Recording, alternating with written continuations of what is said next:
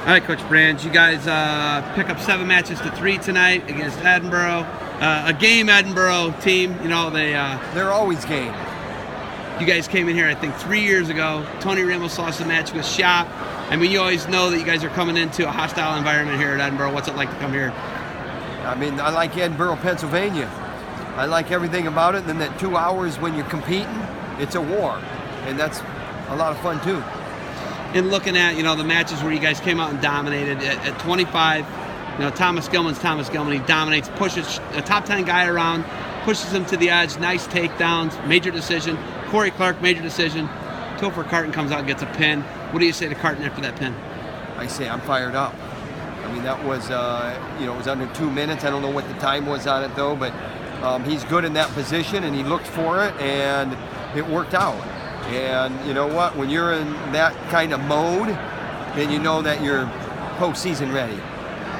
149, Sorensen loses a barn burner overtime match to Lugo. Sorensen did everything he needed to do to win that match, and then you got to know that guy's coming. That's probably the biggest thing that's obvious to everybody. There's a couple other things in there, but you know that guy's coming, and then you know what? Stretch him out down there. But biggest thing is we got to get to our offense. We got to be a little bit more what we've been talking about all year with him. Assessing 157. First off, is the injury to Kemmerer's knee? Do you think it's something that's serious? I think it's a first-time injury for a guy who popped his knee and it scared the heck out of him, and you see him walking around, he's fine. What do you think he learns from a match like that? I think that he learned that he poker-faced it out there, and we're not worried about that at all. He made a major decision and didn't even wrestle the last 2 minutes, scored a lot of points in the first 5 minutes of the match. I give him a lot of credit. Gunther comes out and almost gets a crazy takedown, and he gets like chin whipped or some crazy flying Bondini defense by Matthews. I think if he gets that takedown, it's a different match. What do you say to him after that? Maybe, but that doesn't matter. Maybe, maybe not. But we got to be getting to guys in the second period. We got to be getting to them in the third period, not just once in the second. We got to get to them multiple times, and then you can, you know, you'll crack through that defense, so to speak. We never gave ourselves. I mean, all we did was try to push, and if you're up by 1, that's still not good because you're not really putting pressure on guys. You got to put pressure on guys. 174, anybody in the country can win the weight. People call me crazy, but I think Alex Meyer can win the weight. Alex Meyer got taken down 3 times, and at the end of that first period, it was 6-5. So we got to do a better job of that. It's been an issue, and he knows it, and we got to work on that. Am I crazy? Is that anybody's weight? I'm not going to comment on that. I don't make predictions. You know that. 184, Sammy Brooks is just a wily, seasoned vet. He looked, you know, like he learned from getting splayed by Bo Nickel tonight. He gets in that position again against a long, lanky guy.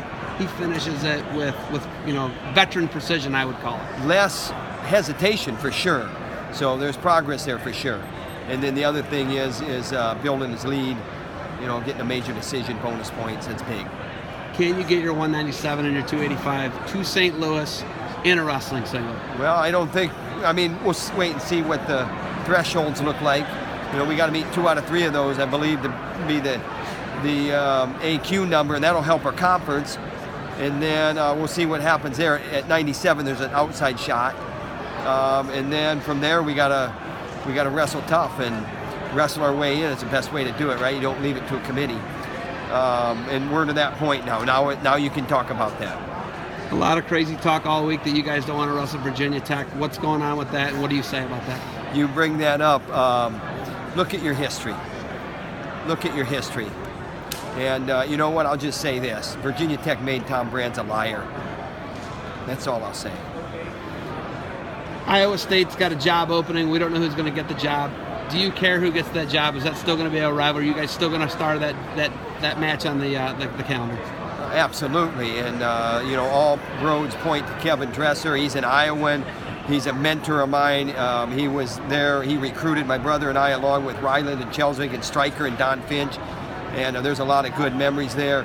He'll be across the state. I have nothing but good things to say about Kevin Dresser, and always have had. And if he gets that job, I know that we're going to have to go to war with Iowa State just like we do every other year. It doesn't change anything.